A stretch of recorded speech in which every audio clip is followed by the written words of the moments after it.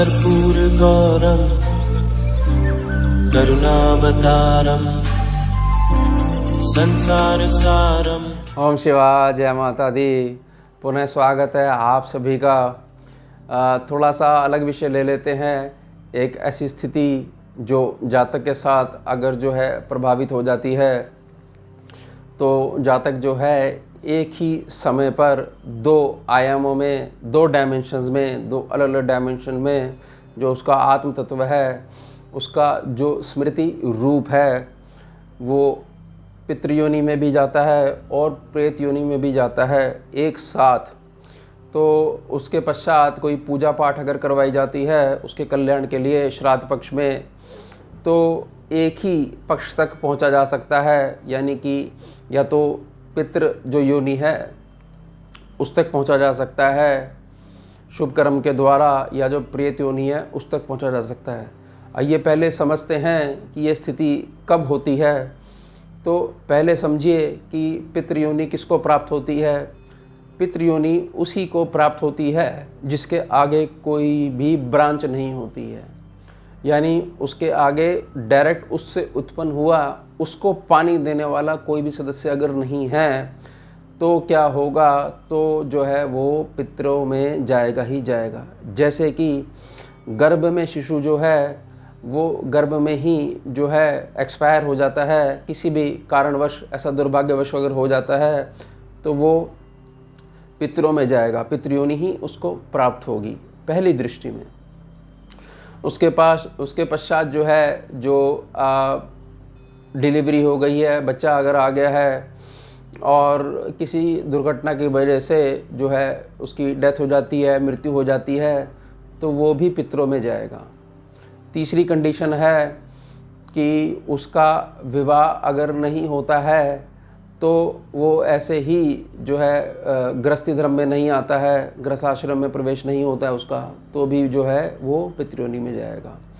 और चौथी कंडीशन है कि विवाह अगर हो गया है लेकिन कोई संतान उत्पन्न नहीं हुई है, तो वो जो है पितृ योनि में ही जाएंगे। कौन जाएंगे? दोनों पति पत्नी ही पितृ योनि में जाएंगे जब उनका शरीर जो है छूट जाएगा। इस बात को ध्यान रखिएगा।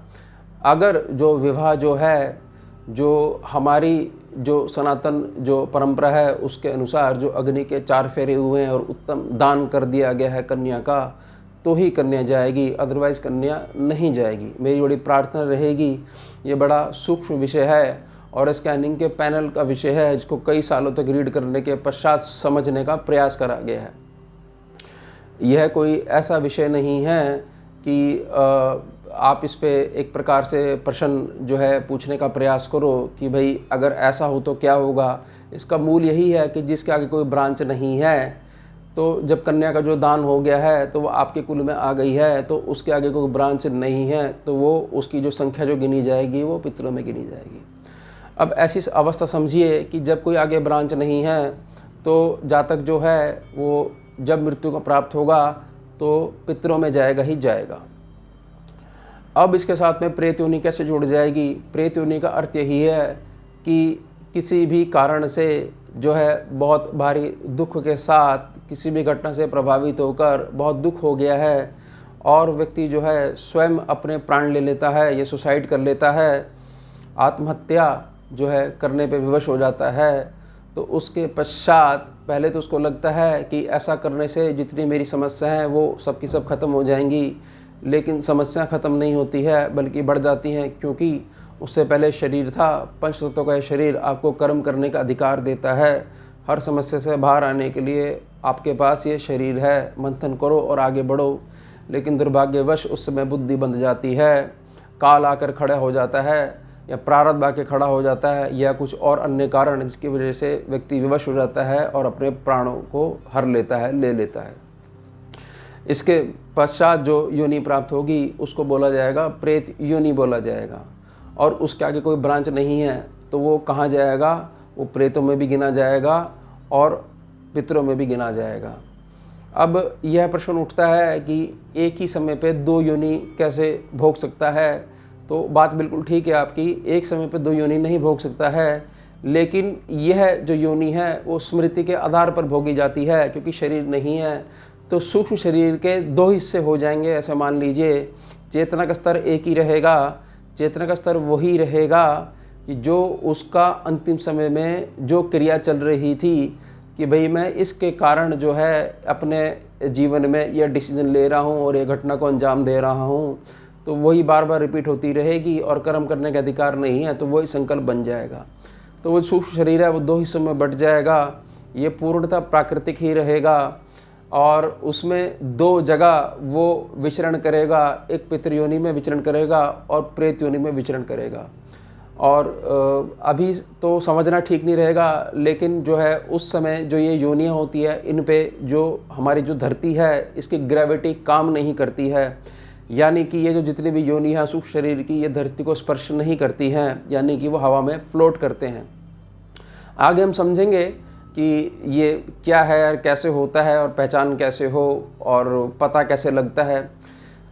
लेकिन अभी मूल जो हमारा विषय है उसको समझना है कि जो है एक साथ दो जगह व्यक्ति चला गया है तो उसका जो है अब क्या निवारण करें। तो आपके पास जो श्राद्ध पक्ष के जो दिन आते हैं, जो 16 तिथियां आती हैं, उसमें जितना ज़्यादा आपके पास पुण्य कर्म बनेगा, जो भी उसके आगे की ब्रांचेज हैं या जो भी उसके कुटुंब के अन्य लोग हैं, क्योंकि जिस व्यक्ति के नीचे कोई ब्रांच नहीं है और जो व्यक्ति उससे कुटुंब का कोई और जुड़ा हुआ है, तो स्वाभाविक तौर पर या जो उसको याद कर रहा है वो एक प्रकार से उसका आवाहन कर रहा है, तो वो उसकी तरफ आकर्षित होगा ही होगा।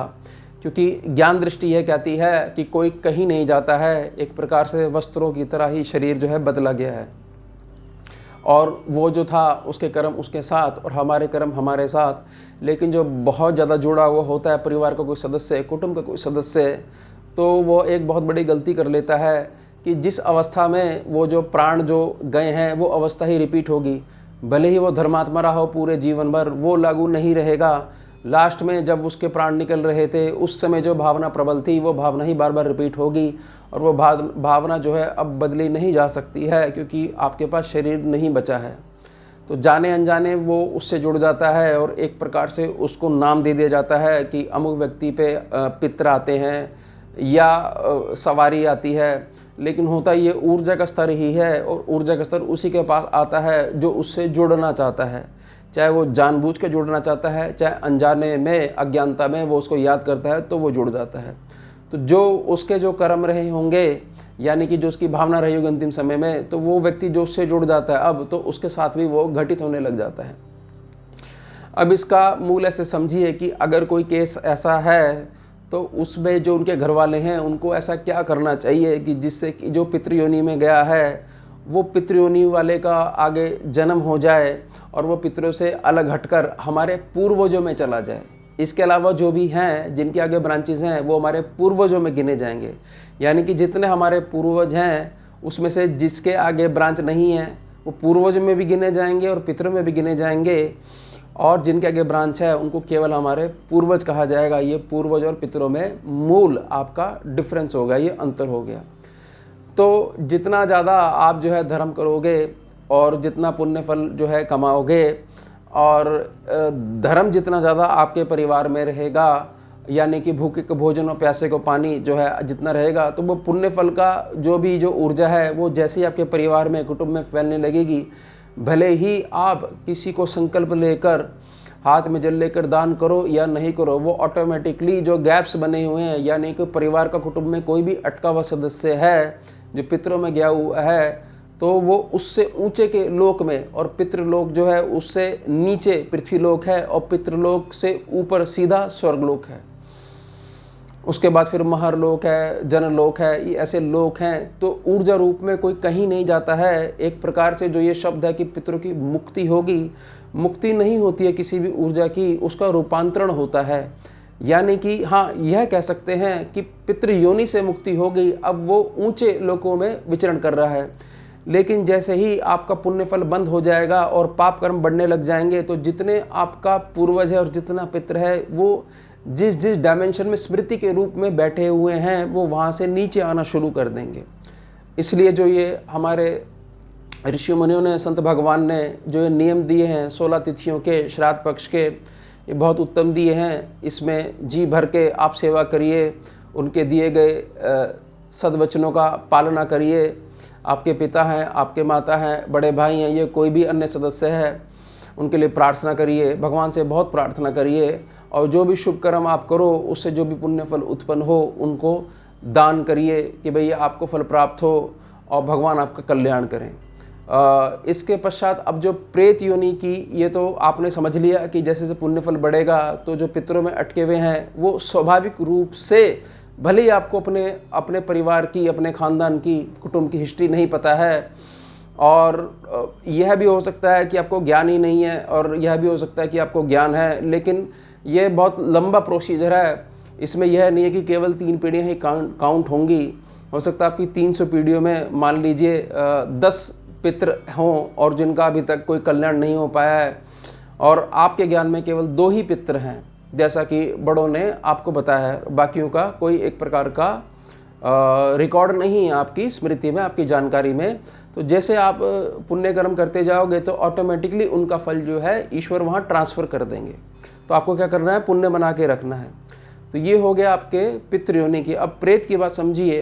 प्रेत योनि जो है, प्रेत योनि पितरों से ज़्यादा एक प्रकार से मैं कहूँगा खतरनाक है, क्योंकि बहुत ज़्यादा पीड़ा थी उसके मन में, और उसके पश्चात उसने स्वयं के प्राण लिए। तो 2 संकल्प हैं, पीड़ा और प्राण लेना। तो वो जो भी व्यक्ति उसका आवाहन करेगा जाने में अनजाने में, और ममतावश कि हाय मेरा चला गया, हाय मेरा चला गया, तो अब वो नहीं रहा है, क्योंकि उसके पास का शरीर नहीं है, और आप अज्ञानता में या ममतावश जो है आप उसको पुकार रहे हो, तो वो पीड़ा और प्राण लेना, वो 2 ही कार्य करेगा। तो बहुत ज़्यादा व्यक्ति जब इससे प्रभावित हो जाएगा तो ऑटोमेटिकली उसके मन में भी यह मंत्र चलने लग जाएगा कि पीड़ा है तो प्राण लेने चाहिए। तो बड़ा स्वाभाविक है। इसलिए ये कहा जाता है कि कई बारी ऐसा होता है कि एक साथ एक तिथि ऐसी आती है, उस पर कोई घटना ऐसी क्रम जुड़ जाता है, चक्र चलने जाता है कि घर का एक व्यक्ति मेंबर, एक तिथि जो है डिसाइड हो जाती है, उस पर अपने प्राण त्याग देता है या दुर्घटना हो जाती है। तो ये सारा सिस्टम यही है, और सूक्ष्म शरीर के माध्यम से ये ट्रैवल होता रहता है, और स्वाभाविक दृष्टि से किसी को कुछ पता ही नहीं लगता है, क्योंकि ये सारा जो है सूक्ष्म शरीर है, और सूक्ष्म जो है ये जगत है, इसकी अलग ही कैलकुलेशन है, अलग ही गणनाएं हैं। तो जो प्रेत है तो उसके लिए बहुत अच्छा जो है गीता जी का 11वां अध्याय है। तो जैसे कि जो पुण्य फल जब करा गया तो ऑटोमेटिकली फल जहाँ चला गया, तो वहाँ से जो पितृयोनि है वहाँ से मुक्त होके आगे उनका जन्म हो गया, वहाँ उनको उतना पुण्य फल मिल गया। यानी कैसे समझिए कि एक बस है, उसका वहाँ से बस जाती है और पितृलोक से ऊपर जाती है स्वर्गलोक में, लेकिन वो बैठे हुए हैं, आप पे आश्रित हैं कि मैं पितरों में अटका हुआ हूँ, पितृयोनि में अटका हुआ हूँ, आप कुछ पुण्य कर्म करो। तो ये जो बस जाती है, इसका जो टिकट है वो मैं टिकट खरीदूंगा और बस में बैठ जाऊंगा। तो ये ऐसे समझ लीजिएगा, इससे थोड़ा सा सरल हो जाएगा। उसी प्रकार से गीता जी का जो 11वां अध्याय है वो एक प्रकार से जो प्रेत योनि के ऊपर जो एक प्रकार से लेयर जम गई है अज्ञानता की, जिसमें पीड़ा और प्राण लेना है, उसको फाड़ देती है, और अंदर जो जीवात्मा है वो बाहर निकल के आ जाती है, स्मृति बाहर निकल के आ जाती है, फिर उसको जहाँ जाना है वो वहाँ चली जाती है। तो जैसे ही आप गीता जी का 11वां अध्याय पढ़ना शुरू करोगे नित्याभ्यास में, कोई भी इसको पढ़ सकता है, भले ही आपको ये पता हो या नहीं पता हो कि आपके यहाँ पर कोई भी जो व्यक्ति है वो इस प्रकार के घटनाक्रम से जुड़ा हुआ है, या पहले के कुटुंब में जो है मान लीजिए बहुत साल हो गए हैं, मान लीजिए 3 पीढ़ी पहले ही कोई विदेश में जाके बस गए हैं, और अब सिस्टम ऐसा हो गया आपका कोई संपर्क ही नहीं है, वहाँ कोई घटना हो गई है और कोई संपर्क है ही नहीं आपका उनसे, तो आपको पता नहीं है, लेकिन वो है तो आपके कुल का ही, आपके कुटुंब का ही, तो प्रभाव आपके ऊपर पड़ेगा ही पड़ेगा। अगर कहीं भी ऐसी स्थिति आपको होती है या स्वप्न दिखता है कि कोई अटका हुआ है और ऐसे ऐसे मुक्ति मांग रहा है, तो खूब धर्म करिए और गीता जी का 11वां अध्याय पढ़िए। तो गीता जी का 11वां अध्याय जैसे ही पढ़ा जाएगा कि जो भी प्रेत योनि में अटका हुआ होगा या इस प्रकार की योनि में अटका हुआ होगा, वो ऑटोमेटिकली वहाँ से जो है उस योनि से बाहर आ जाएगा। वो जो आयाम है, वो जो डायमेंशन है, उससे ऊपर उठना प्रारंभ हो जाएगा। इसके अलावा बहुत सारे जो चक्कर हैं इसमें मत पड़िएगा, क्योंकि सूक्ष्म जगत है, यह ऐसा मार्ग है कि जिसमें कि जब तक आपको इसका ज्ञान नहीं है आप समझ नहीं पाओगे। और जहाँ पर आप समस्या निवारण के लिए गए हो, पता लगा आप 4 चीज़ें अपने साथ सूक्ष्म शरीर के रूप में और उठा के ले आए हो और ज़्यादा आप परेशान हो गए। ये मैंने आपको जो उपाय जो है ये इसलिए दिया है कि ये अति सरल है, और इससे जहाँ आप जुड़ोगे वो ईश्वर से आप जुड़ोगे। तो ईश्वर से आप जुड़ोगे तो ना तो बहुत ज़्यादा आपका कोई धन खर्च होगा, ना कोई बहुत ज़्यादा आपको उपाय करने पड़ेंगे। अति सरलता से भगवान कृष्ण के गुरु रूप की शरण में आप जाओगे। और 11वां अध्याय वही है जिसमें विराट रूप के दर्शन दिए थे भगवान ने। प्रार्थना रहेगी गीता जी आप लेके आइएगा, तो महात्म्य सहित गीता जी लेके आइएगा। महात्म्य क्या है? जिसमें शिव पार्वती संवाद है, जिसमें महात्म्य बताया गया है कि ऐसे ऐसे अनुसरण अमुक व्यक्ति के द्वारा गीता जी के 11वें अध्याय का किया गया था, तो उस व्यक्ति को ऐसे फल प्राप्त हुआ था। तो उसमें जो फल है उसमें तो ब्रह्म राक्षस जो है जो वो मुक्त हो गया था। और ब्रह्म राक्षस के शरीर में बहुत सारे जो जीव थे, इसको ब्रह्म राक्षस ने एक प्रकार से निगल लिया था, अपना भोजन बना लिया था। वो सारे भी नारायण रूप होकर विमान आया था और उसमें चले गए थे।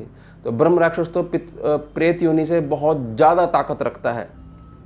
तो जब वो मुक्त हो सकता है, और उसमें वर्णित है, शास्त्र है गीता शास्त्र में जब वर्णित है, तो जैसे ही आप प्रयोग करेंगे, और हिंदी में पढ़ लीजिएगा, हिंदी में ही हम पढ़वाते हैं और उससे बहुत ज़्यादा आशीर्वाद मिलता है। तो ये प्रयोग अवश्य करिएगा और इन बातों का ध्यान रखिएगा और इस बात को समझिएगा, ये सभी स्थितियाँ पहले इंसान थे, तो भगवान ने बड़ी कृपा करी है, इंसान का जन्म दिया है, मानव शरीर मिला हुआ है। संकट आ जाते हैं, मैं सहमत हूँ, लेकिन हिम्मत नहीं हारनी चाहिए, क्योंकि सारे समय एक जैसे नहीं होते हैं।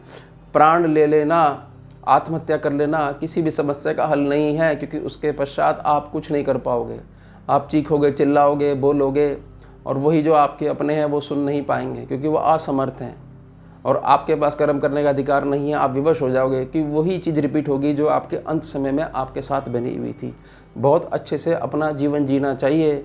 जब मृत्यु लोक में आए हो तो मृत्यु तो स्वाभाविक है ही है, तो आप जीवन जीना क्यों नहीं चाहते हो?